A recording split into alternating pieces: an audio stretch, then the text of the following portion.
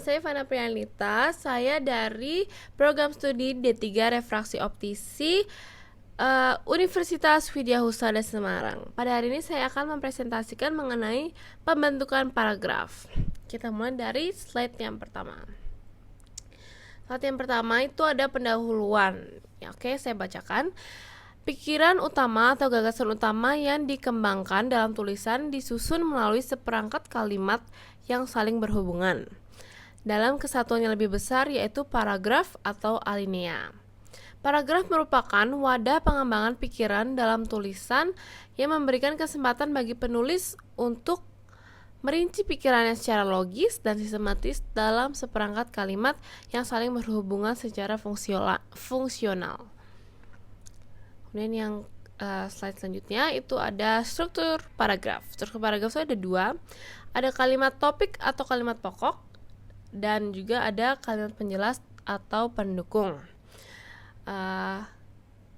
Definisi dari kalimat topik adalah kalimat yang berisi ide pokok atau ide utama paragraf.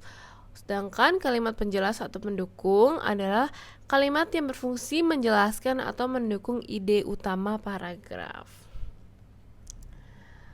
Oke, selanjutnya itu ada tujuan pembentukan paragraf. Ada dua tujuan pembentukan paragraf. Yang pertama, memudahkan pengertian dan pemahaman dengan memisahkan pikiran utama yang satu dari pikiran yang lain. Oleh karena itu, paragraf hanya dapat memuat satu pikiran utama. Apabila terdapat dua pikiran utama, paragraf tersebut harus dipecah menjadi dua atau lebih. Kemudian yang kedua, pembentukan paragraf bertujuan untuk memisahkan dan menegaskan perhatian secara wajar dan formal untuk memungkinkan kita berhenti lebih lama daripada perhentian pada akhir kalimat. Dengan perhentian yang lebih lama, konsentrasi terhadap pikiran utama pada setiap paragraf lebih terarah. Selanjutnya, itu ada jenis-jenis paragraf. Jenis-jenis paragraf itu ada 3. Paragraf pembuka, pengembang, dan juga penutup. Paragraf pembuka itu bertujuan untuk mengutarakan suatu aspek pokok pembicaraan dalam karangan. Kalau paragraf pengembang bertujuan untuk menghubungkan pokok pembicaraan suatu karangan yang sebelumnya telah dirumuskan di dalam paragraf pembuka. Yang terakhir ada paragraf penutup. Paragraf penutup adalah paragraf yang terdapat pada akhir tulisan atau yang mengakhiri sebuah tulisan. Ingat-ingat ya guys, pembuka, pengembang, dan juga penutup. Selanjutnya itu ada syarat-syarat paragraf. Syarat-syarat paragraf itu ada 1, 2, 3, 4. Ada 4. Yang pertama itu ada kesatuan pikiran. Kalimat-kalimat dalam suatu paragraf menggambarkan pikiran yang saling berhubungan dan menunjukkan ikatan untuk mendukung satu pikiran sebagai pikiran utama. Kemudian yang kedua ada koherensi dan kepaduan. Kepaduan itu terjadi apabila hubungan timbal balik antara kalimat-kalimat yang membina paragraf tersebut tersusun dengan baik. Kemudian yang ketiga ada penggunaan kata ganti. Pemakaian kata ganti dalam paragraf berfungsi menjaga kepaduan antara kalimat-kalimat yang membangun paragraf. Oke, selanjutnya yang terakhir ada penggunaan kata transisi. Kata transisi adalah kata atau frase yang digunakan untuk menghubungkan kalimat yang satu dengan kalimat yang lain untuk menjaga kepaduan paragraf. Oke, ini ada slide terakhir, itu adalah jenis paragraf menurut sifat isinya. Itu ada 5 teman-teman. Yang pertama ada paragraf narasi. Paragraf narasi menceritakan suatu peristiwa atau kejadian yang di dalamnya terdapat alur cerita, setting, tokoh, dan konflik, tetapi tidak memiliki kalimat utama. Kemudian yang kedua ada paragraf deskripsi. Itu adalah menggambarkan sesuatu secara jelas dan terperinci.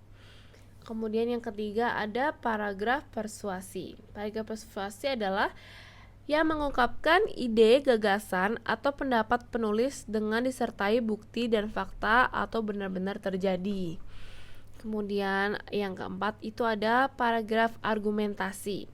Paragraf argumentasi itu untuk memperkuat ide atau pendapatnya penulis, wacana, argumentasi, dan menyatakan data-data pendukung.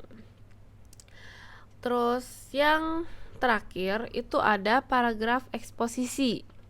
Paragraf eksposisi menyajikan sejumlah pengetahuan dan informasi. Begitu aja presentasi saya. Hai, kita masuk ke topik yang kedua, itu adalah apa itu refraksi optisi atau RO. Refraksi optisi merupakan gabungan dari refraksi dan optik. Refraksi adalah kata lain dari pembiasan. Sedangkan optik adalah cabang fisika yang menggambarkan cahaya dan interaksi cahaya.